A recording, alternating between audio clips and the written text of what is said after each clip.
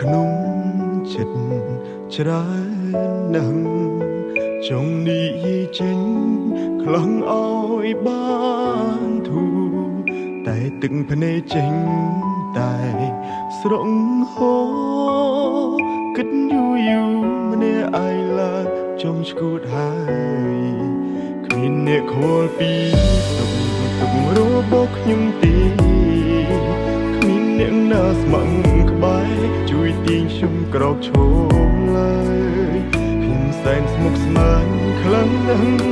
ចង់ស្ទែខួរស្លាប់ទៅហើយចង់ទាញពេលឲ្យត្រឡប់ទៅជាកុមារអាយុកាន់តែច្រើនសម្ពាធកាន់តែធំទំសងប្រមកផ្ដុំ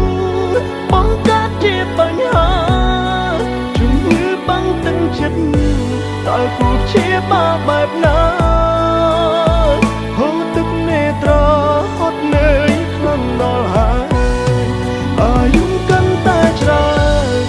សម្ពាធក៏កាន់ទ្វេបញ្ហាចូលហើយតែរួចតែជួបទុំអិនស្បើយគ្មានអ្នកចាំលើកទឹកចិត្តក្រៅពីខ្លួនឯងឡើយជីវិតអើយងងឹតឈឹងគ្មានគោលដៅ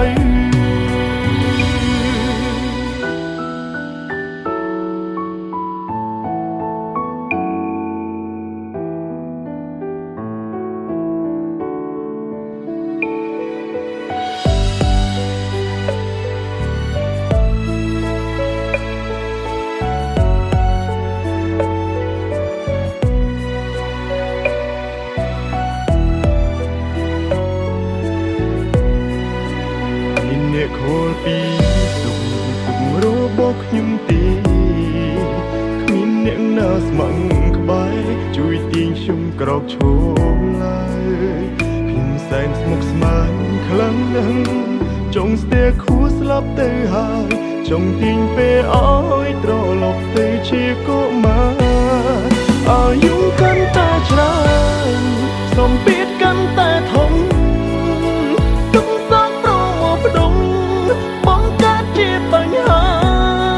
ជំងឺបាំងទឹកចិត្តតើគួរព្យាបាល